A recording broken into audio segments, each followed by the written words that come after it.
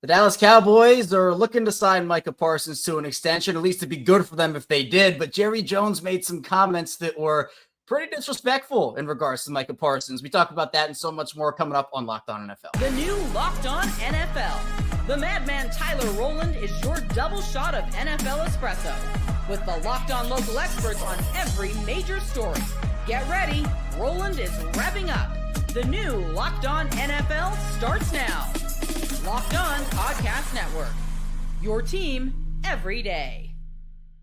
You are Locked On NFL. Welcome in to the show. I'm not the madman Tyler Rowland. I'm Kevin Ostreicher filling in for the madman here today, but we're still giving you that double shot of espresso here in the morning on Locked On NFL. Thank you to everybody who is tuning in with us today on the Locked On Podcast Network, your team every day. And whether you're in video form on YouTube, audio form, wherever you get your podcasts are free and available for you. So you can hit the like and subscribe button in video form and follow along in audio form wherever you get your podcasts. And thank you so much out there to all the everydayers, the first time listeners. And if you're somewhere in the middle, thank you as well. Today's episode of Locked On NFL is brought to you by FanDuel. Right now, new customers get $150 in bonus bets when your first $5 bet wins. Here with me today, it is Lauren Cox of Locked On Bears as our Locked On NFL expert. Lauren, football is almost back. I know for me, the Ravens is Locked On Ravens report today. The Bears for you report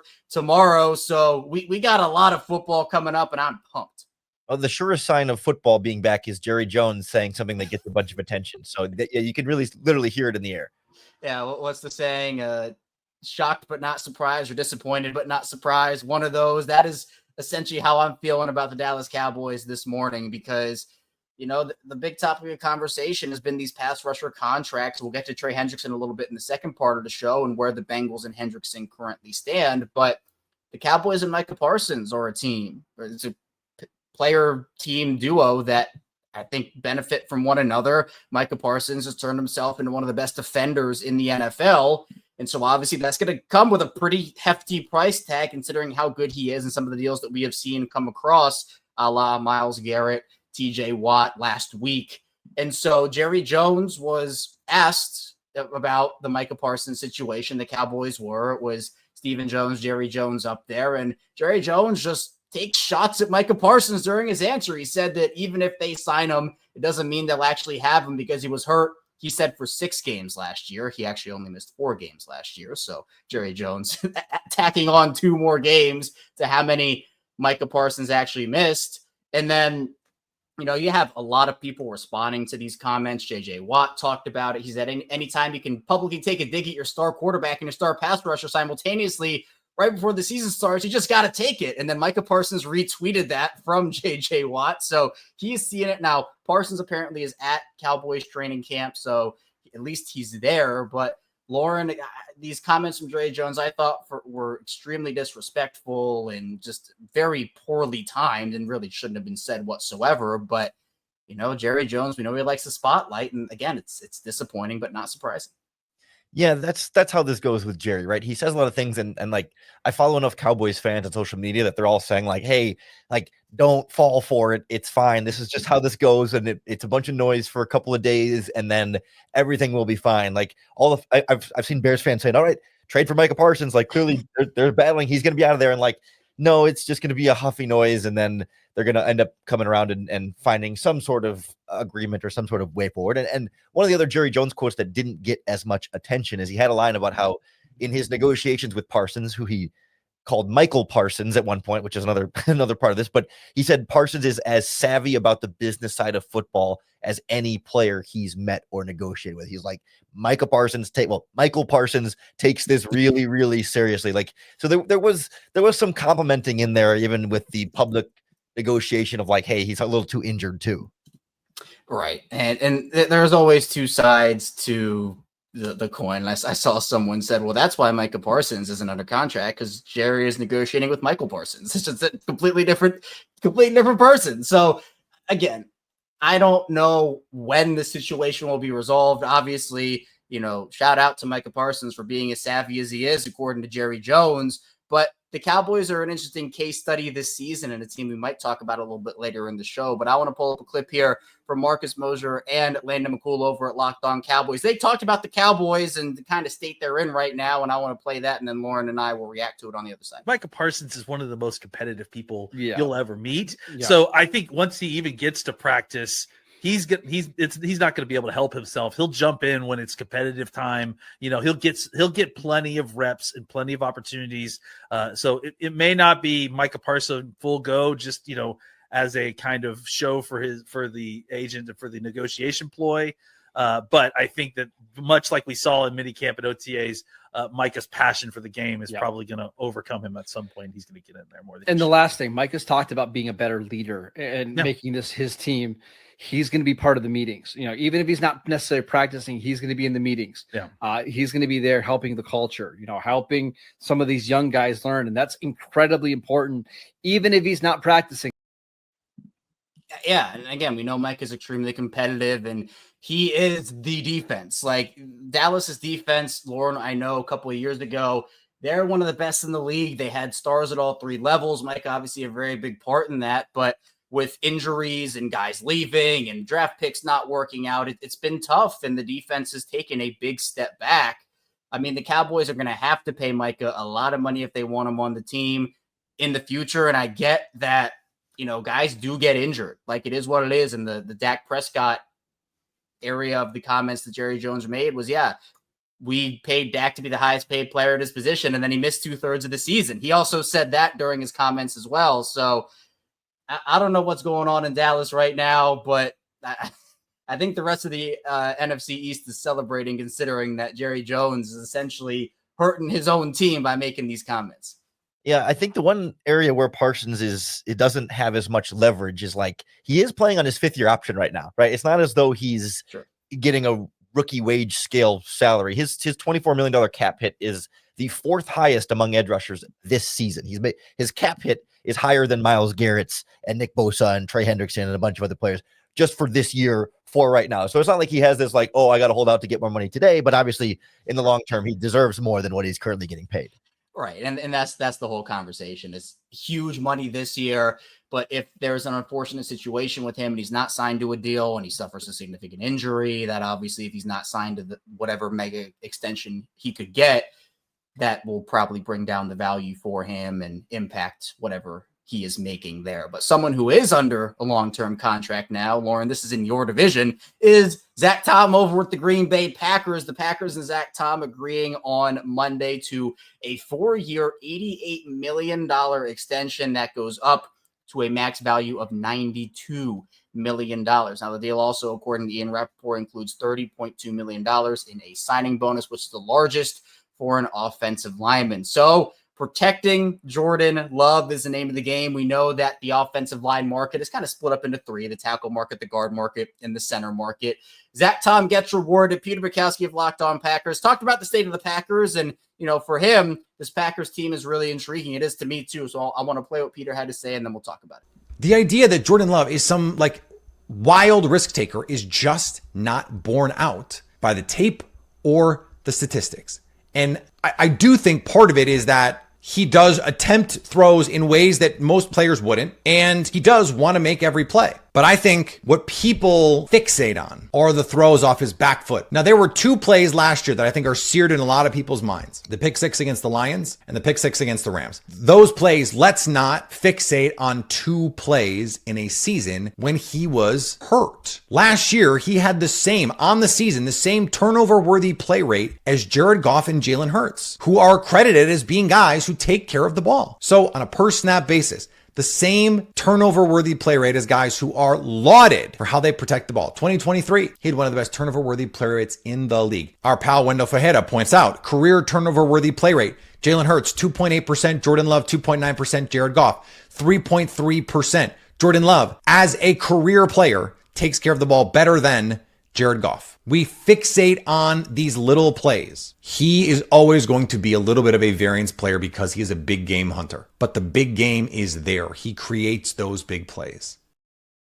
And part of that is giving Jordan Love time to develop those plays and protection. And Zack Tom now gets rewarded for that Where are you on the Packers right now, Lauren? Obviously, you have an up-close look at them in the NFC North and, a team that has a lot of intriguing young talent. But I think when you look at the state this division is in, I mean, they won double-digit games last year. Where do you have them in the pecking order right now in the NFC North?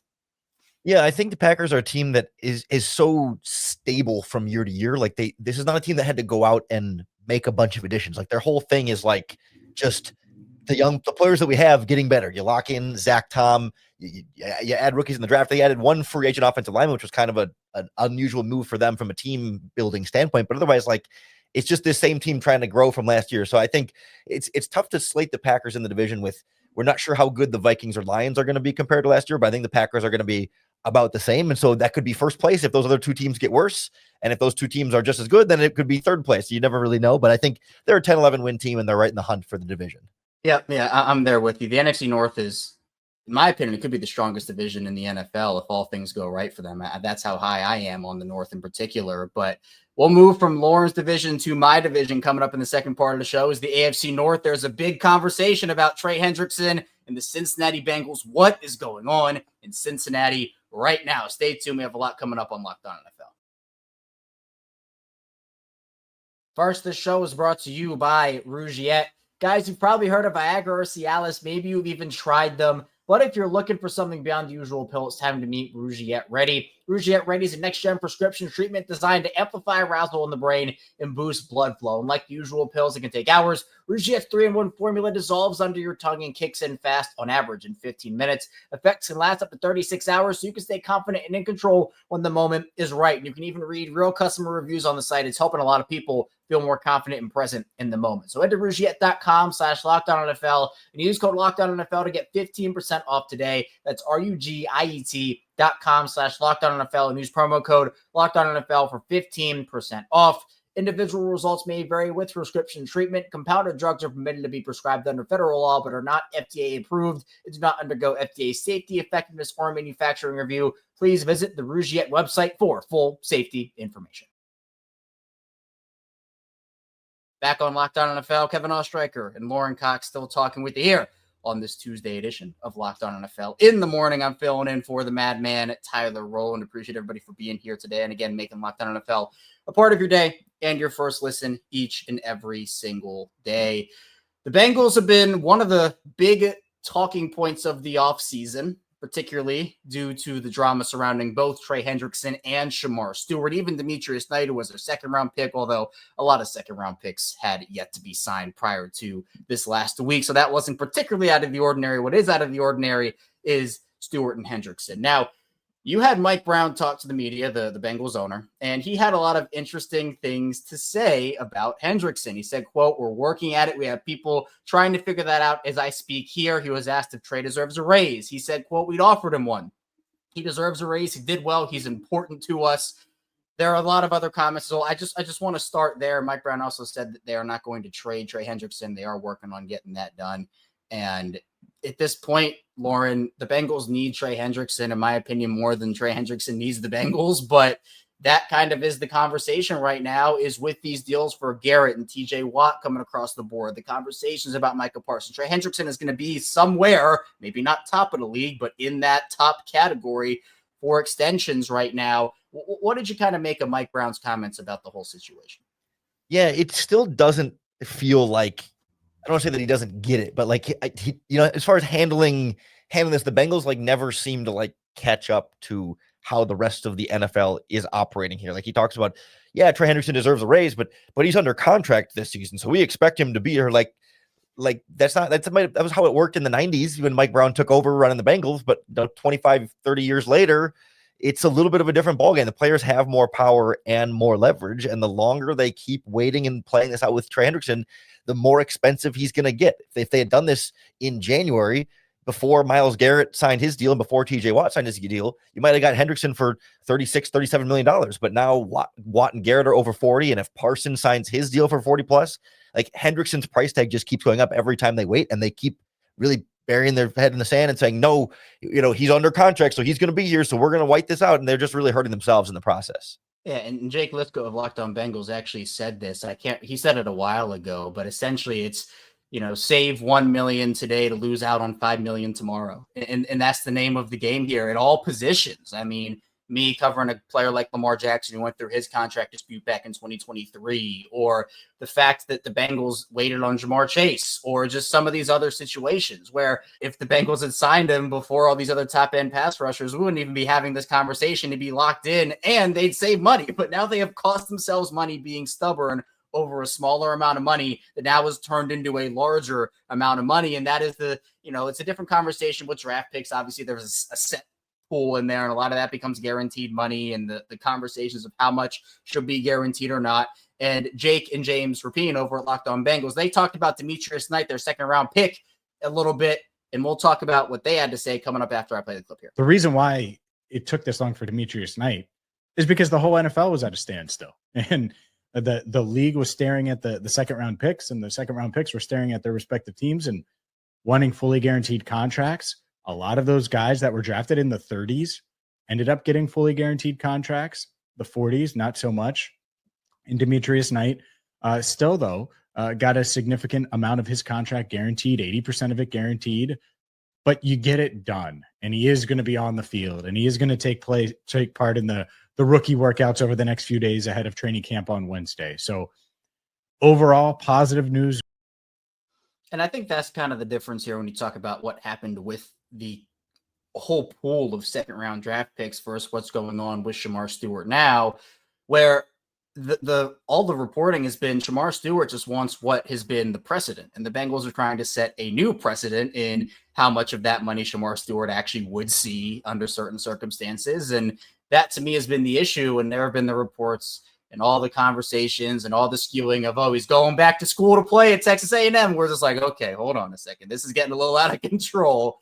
But again, it's like the Bengals notoriously are known for not necessarily being the most willing to spend money in certain situations. That's putting it nicely. So it just feels like, as you kind of talked about, Lauren, they're always behind the eight ball. They're always trying to catch up. And then when they finally do catch up, the league has moved on to bigger and better things, and they have to catch up again. Yeah, it's just weird that they're doing this with both Hendrickson and Stewart, right? It'd be one thing if it's like, well, we can play hardball with Shamar Stewart because we've got Trey Hendrickson locked up. So, the pass rush is fine without Shamar Stewart. Or we can do this with Trey Hendrickson because we just used a first round pick on an edge rusher, and now we got this future here. So now we have some leverage for him, but you've got no leverage against either one. They both have you back against a wall with no pass rush without either one of them. And yet somehow still they refuse to budge, and not just, especially the Shamar Stewart stuff where it's not even going to cost you more money. Like he gave some quotes today about we need to protect ourselves in case a player like Shamar Stewart gets arrested. Like, you're drafting a first round pick, and then now that's like Shamar Stewart doesn't have any of that kind of background, and you're putting out there like, well, he could randomly get arrested, so we want to have guarantee protection. Like, why do the teams let owners talk? Because they always just say at best they say nothing, and at worst you get this. Yeah, I don't see the benefit, especially now. I think the league is watching this, and it's just like, man, all right, yeah. Sometimes the best thing you can say is absolutely nothing. So the Bengals have a lot to work out before the season starts. The Titans, though, they had the number 1 overall pick. They selected Cam Ward, who they hope will be their quarterback of the future, but they took a flyer on Will Levis a couple of years ago. It hadn't worked out the way that they thought. And now the Titans will not have Will Levis at all during the 2025 season, as it was reported on Monday that Levis is undergoing surgery on his throwing shoulder that will effectively end his year. Tyler Rowland of Locked On Titans, he reacted to the news, so I want to play what Tyler had to say, then we'll talk about it. Massive news to start Tennessee Titans training camp week. Will Levis will be out for the season, as he has chosen to get surgery on his throwing shoulder. Remember, he had trouble with his shoulder last year during the year, missed some time. Well, sounds like he went through the all-season program. It didn't feel right, and for his long-term health and the longevity of his career, Levis has decided to get that surgery. Now, make no mistake about it, this doesn't happen if Cam Ward isn't the number one pick and the Titans don't go out and get a new quarterback. Like if Will Levis was still slated to be the starting quarterback for the Titans this year, I don't think that he elects to have this kind of surgery. But the reality is Will Levis does not want to be with the Tennessee Titans anymore, and I don't blame Will Levis for that. He should want a fresh start to go somewhere else, even if it's just as a backup. I just want to be somewhere else than this team that has completely given up on me and then casted me aside. I don't want to be here. I don't blame Levis for that, and the Titans should not want Will Levis around either. It's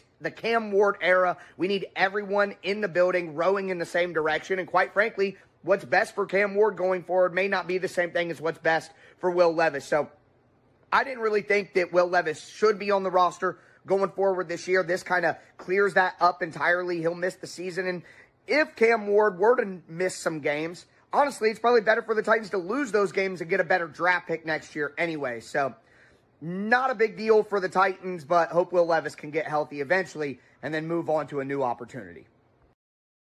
No, it just feels right having Tyler make a little appearance on the show here, as this obviously is his show. So we got to get the madman involved. But this is big news for the Titans here. It's not necessarily news, Lauren, that was going to impact their 2025. I mean, I guess if Cam Ward went down, Levis would have been the guy. But this is Ward's team now, as Tyler said, and makes sense for all parties to kind of just move on. And maybe this could have been pushed down the road continuously if the Titans didn't have Cam Ward on their roster. But I know you and I have talked about, Cam Ward is one of the most untalked about number one overall picks at his position in the last handful of seasons. So with this Tennessee team, I think that they have potential. I mean, look, I think it's going to be better than last year. They were a mess last season in so many different areas, but obviously I think year two of Brian Callahan I think it'll be better, especially when you have him and Cam Ward paired up. Do you believe in that pairing?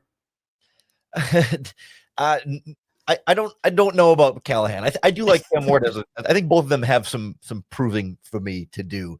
But I think the loss of Will Levis for me, it highlights such a strong need for a more experienced backup quarterback. Not for in case Cam Ward gets hurt, but for specifically while Cam Ward is healthy. Like to have someone in that quarterback room that has faced every coverage you're ever going to face and has faced every defense and has been in every game situation that Cam Ward could ever come across his rookie season. So we can turn to that QB in the room, not just a quarterback coach, but like a player who's in the room going through it with them, that there's no limits on meeting time or practice time, but it's just like a buddy in that room that is like on his side and helping him. Like they've got Brandon Allen and Tim Boyle, who have both been around the block a little bit, but they think they've started a combined like 15 games in their entire NFL careers. Like they've learned a bunch of offenses, but they haven't necessarily seen as much on the field. But I look at somebody like, Carson Wentz is still out there as a free agent, and maybe he'd be more expensive than they want, or maybe he's looking for a place where he could compete to start. So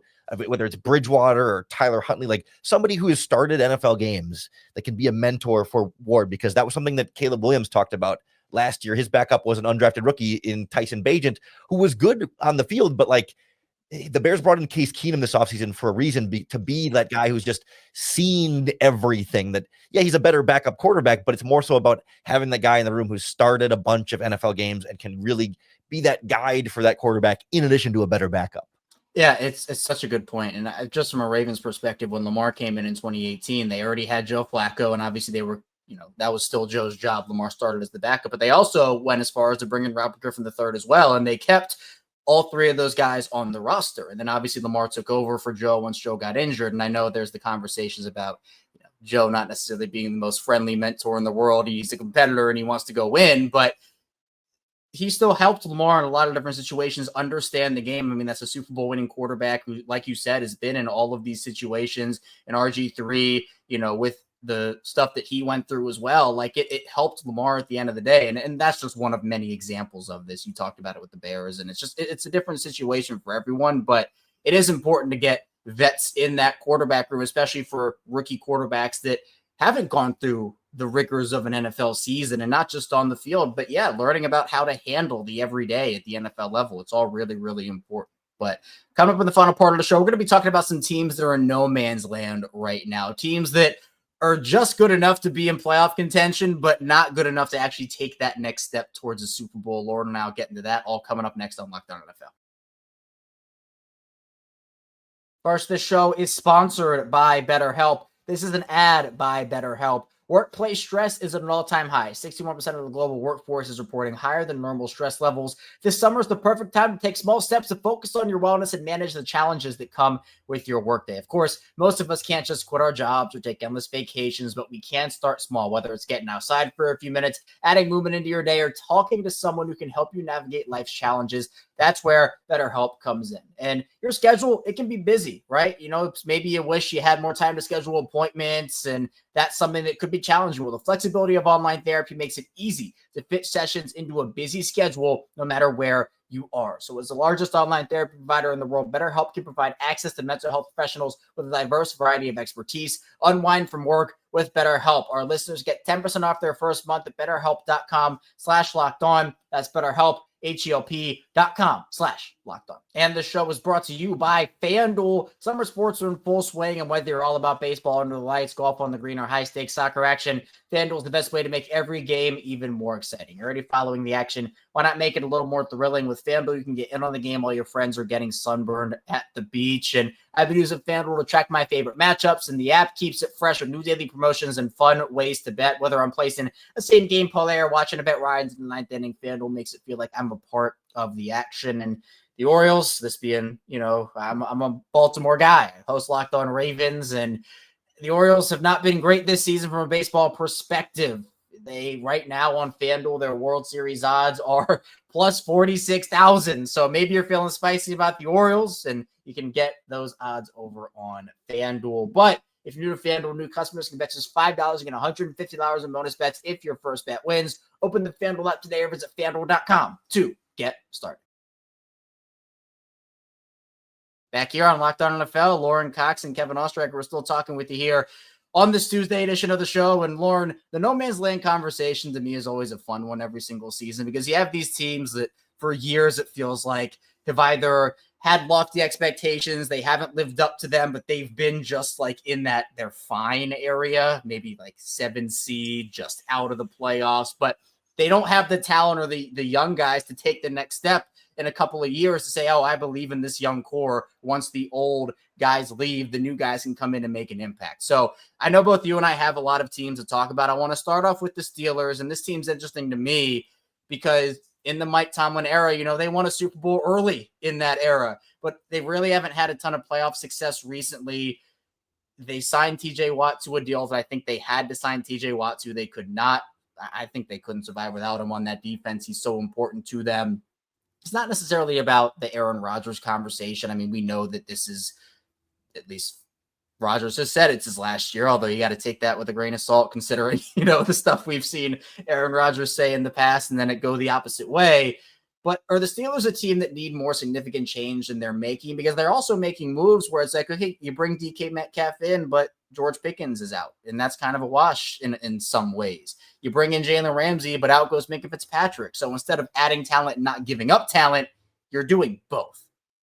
Yeah, it feels like treading water all the way around. I mean, even going from Russell Wilson, Justin Fields to Aaron Rodgers, like, yeah, probably an upgrade, should be an upgrade, but like, how much of an upgrade? The same with receivers you talk about on the defensive backs. Like, yes, they wouldn't make the moves if they didn't think it was making them better. But if it's marginally better, is that really getting you all that much farther? And then with a lot of these moves, like, what's the long-term plan there? You know, you get older at cornerback, you get certainly a lot older at quarterback, and they don't have a lot of long-term youth at the wide receiver position outside of DK Metcalf. So that to me is what feels really like no man's land. And yet they're a no man's land that I would bet 5 to 10 teams around the NFL would gladly trade places with and say, we'd love to be 10 wins every year in the playoffs and losing in the first round, because that's a lot better than where, you know, Cleveland and Jacksonville and heck, even Chicago have been for the last handful of years. Yeah, I love that there's the no man's land conversation, and then inside of that conversation, there are the tiers of no man's land conversation. And I think you're right. The Steelers are honestly on the better side of it, in my opinion, and they do have TJ Watt locked up long-term now. So Chris Carter over at Locked On Steelers, he talked about how the Steelers have to help out TJ Watt more. So we'll hear what Chris had to say here. The Steelers need to make it harder for teams' plans to just run as smoothly as far as, oh, TJ Watt's lining up in this spot on any given play. We're going to practice it so that our entire offensive front and our plans and how we pick our formations, how we develop our plays are around getting one tight end and a tackle or a running back or all three to all collapse on TJ Watt to make sure he's not a factor. If you're going to do that, you're going to have to guess a little bit more where he lines up and also where more pressure might be coming from, because it's okay to use TJ Watt as a decoy because they have in the past. But I do think that the point is you still want to get him his one-on-ones, because when he gets his one-on-ones, he is still a deadly pass rusher. Yeah, one of the best pass rushers in the league. One of the best, honestly, non-quarterbacks in the league, if you want to talk about it that way. And the Steelers, I think, TJ Watt, by the end of the deal that he just signed, Lauren, he probably will not be the peak of his powers TJ Watt anymore. But that makes it even more imperative to kind of maximize these first couple of years of it, which you can make an argument to say, okay, well, Pittsburgh, they're bringing in vets to try to do that, go all in on that window. But then when they're out of that window, are they going to be bad enough to get a top 5 pick? Or are they just going to kind of tread with Mike Tom, which has always been in that, like, 16 to 22 range, and that to me is like the definition of no man's land.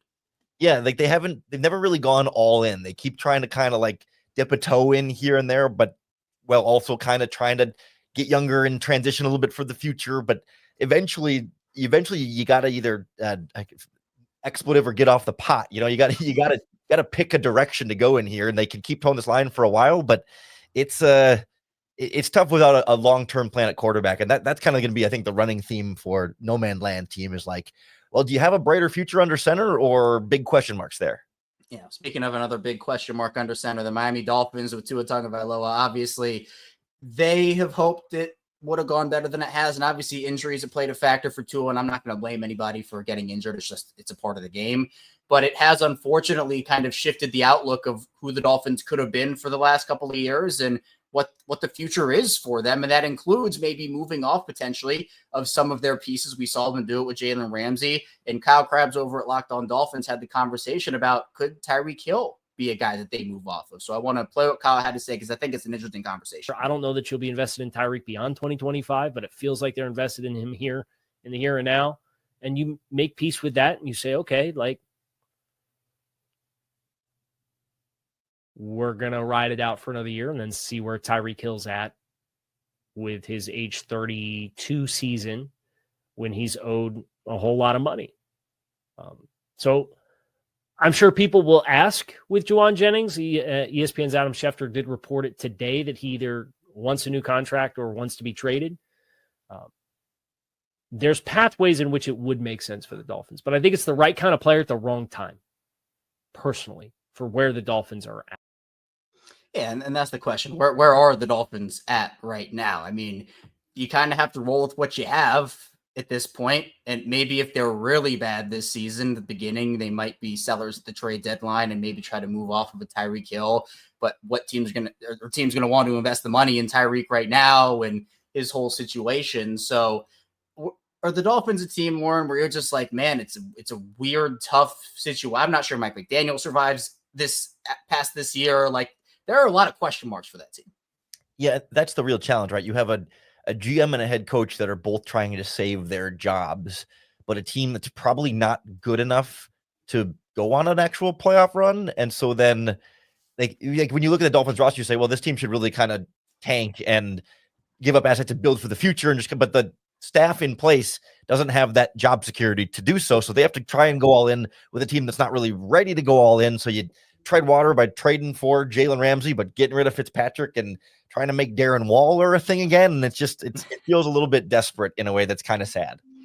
Yeah. And I think with the teams in no man's land, it's either coaches that have been good but not great, and their teams have been fine but not great, and they are trying to save the jobs. But you do get in hot water when you're making moves for the now, because it messes up your future, and then that coach gets fired, and all of a sudden it just becomes oh man, well, all right, we got to kind of restart here, and the guys coming in don't have the assets they need, and then that sets the timeline even further back. So are there any other teams, Lauren, on your mind that you feel like are kind of in that no man's land territory right now?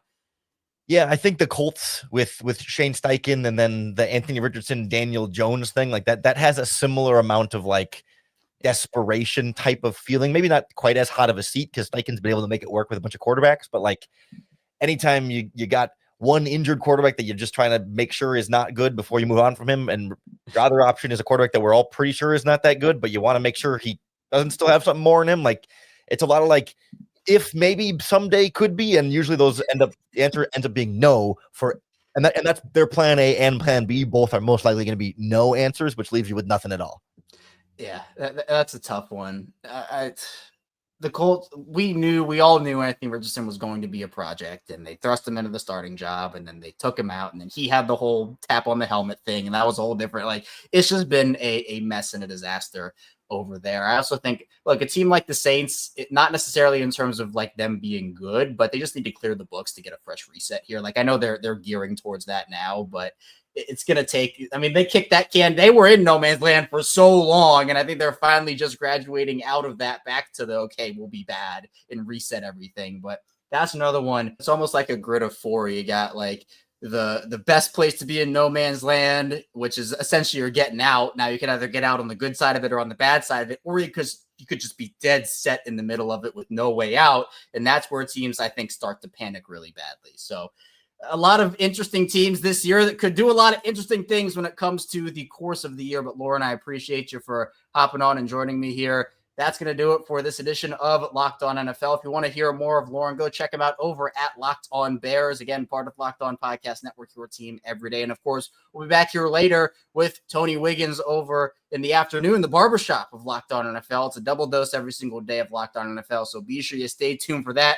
And we'll see you right back here soon on Locked On NFL.